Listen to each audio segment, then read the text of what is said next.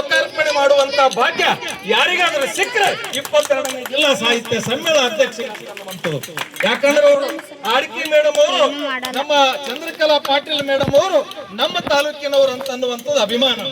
ಹೀಗಾಗಿ ಅವರು ಮಳಕೇಡದೊಳಗೆ ಬರ್ತಾರೆ, ಅಲ್ಲಿನ ಕೋಟೆ ಸ್ವಚ್ಛತೆ ಮಾಡೋಣ ಅಂತ ಕರೀತಾರೆ, ಅಲ್ಲಿಯೂ ಸಹಿತ ಬರ್ತಾರೆ.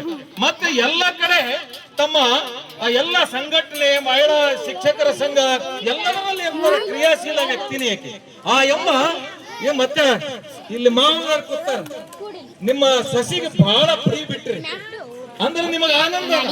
ನನ್ನ ಸೊಸಿ ನನ್ನ ಮನೆ ಬೆಳಗದಷ್ಟೇ ಅಲ್ಲ, ಎಲ್ಲ ಜಿಲ್ಲೆ ಎಲ್ಲ ಕಡೆ ಬೆಳಗಲಿ ಎನ್ನುವಂತ ಏಕೈಕ ಉದ್ದೇಶ ನಮ್ಮ ಅವ್ರ ಮಾವ. ಈಗ ಮಾವ ವೇದಿಕೆ ಮೇಲೆ ಕೂಡೋದಲ್ಲ, ಒಬ್ಬ ಮಾವ ಬಹುಶಃ ನನಗನ್ಸ್ತದೆ ಸೊಸಿಗೆ ಬಹಳ ಟೈಟ್ ಮಾಡೋರು ಬಹಳ ಮಂದಿ ಇರ್ತಾರೆ. ಅತ್ತಿ ಮಾವ ಸೊಸಿಗೆ ಬಿಡೋದಿಲ್ಲ. ಈ ಸಸಿ ಬಗ್ಗೆ ಬಹಳ ಗೌರವ ಇದೆಯಲ್ಲ, ಅದಕ್ಕೆ ಹೋಗಮ್ಮ ನೀ ಪುಸ್ತಕ ಬರ್ದಿರಿ. ಮತ್ತೆ ಕೆಲವು ಕಡೆ ಅಂದರಂತ ಅವ್ರಿಗೇನೋ ಅವ್ರ ಮನೆಯಾಗನು ಅಂದರಂತೀರಿ, ಏನು ಪುಕ್ಕಟ್ ಇದಕ್ಕೆ ಯಾಕೆ ಕೈ ಹಾಕ್ತಿದೀನು ಅಂದರ ಅವರು.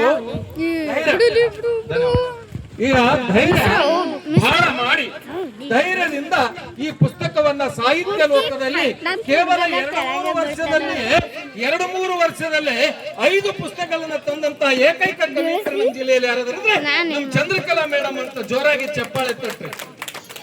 ಇನ್ನೂ ಬಹಳ ಪುಸ್ತಕ ಪ್ರಕಟಣೆ ಮಾಡೋ, ಇನ್ನ ಪುಸ್ತಕ ಬಹಳ ಅವರು ಆಸೆ ಹೆಂಗದ ಅಂದ್ರೆ, ಪುಸ್ತಕದ ಆಸೆ ಹೆಂಗಿರ್ತಂದ್ರೆ ಒಂದು ಸಲ ಸಾಹಿತ್ಯದೊಳಗೆ ಧುಮುಕಿದ್ರೆ ಅಂತ ತಿಳ್ಕೊರಿ, ಬಿಡೋದಿಲ್ಲದು. ಇದು ಕವಿರಾಜ ಮಾರ್ಗ, ತುಮಕೂರದವ್ರು ಬಂದಾರಿಲ್ಲೇ, ಹರೀಶ್ ಗೌಡ್ರು ಇದ್ದಾರೆ, ಮತ್ತೆ ಇನ್ನೊಬ್ಬ ಮೇಡಮ್ ಅವ್ರ ಹೆಸರೇನು ಲೀಲಾ ಮೇಡಮ್ ಇದ್ದಾರೆ, ಡಾಕ್ಟರ್ ಲೀಲಾ ಮೇಡಮ್ ಇದ್ದಾರೆ. ಈಗ ನನ್ನ ಭಾಗ್ಯ ಹೆಂಗದಂದ್ರೆ ಪುಸ್ತಕ ಲೋಕಾರ್ಪಣೆಗೆ ಬೆಂಗಳೂರಿನಲ್ಲಿ ಹೋಗಿ ಪುಸ್ತಕ ಲೋಕಾರ್ಪಣೆ ನಮ್ಮ ಸಾಹಿತಿಗಳು ಹೋಗ್ತಾರೆ. ಆ ಸಾಹಿತಿಗಳನ್ನ ಲೋಕಾರ್ಪಣೆ ಮಾಡುವಂತ ವೇದಿಕೆ ಅಲ್ಲ ಇದು, ಜೋರಾಗಿ ಚಪ್ಪಾಳೆ.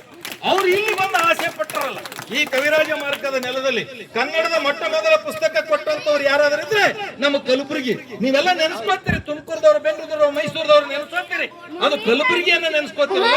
ಅದಕ್ಕೆ ಇವತ್ತು ಒಂದು ಕಾಲ ಇತ್ತು, ಒಂದು ಕಾಲ ಹೆಂಗಿತ್ತಂದ್ರೆ ಯಾವ್ದಾದ್ರು ಒಬ್ಬ ಮನಿ ಮೇಲೆ ಒಬ್ಬ ಸಾಹಿತ್ಯ ಮೇಲೆ ಇವತ್ತದು ಬದಲಾವಣೆ ಆಗದ. ಇವತ್ತೊಂದು ಕಾಲ ಕಲಬುರಗಿ ಒಳಗೆ ಎಲ್ಲಾದ್ರೂ ಆ ಸಾಹಿತ್ಯ ಮನಿ ಮೇಲೆ ಬೀಳ್ತದೆ.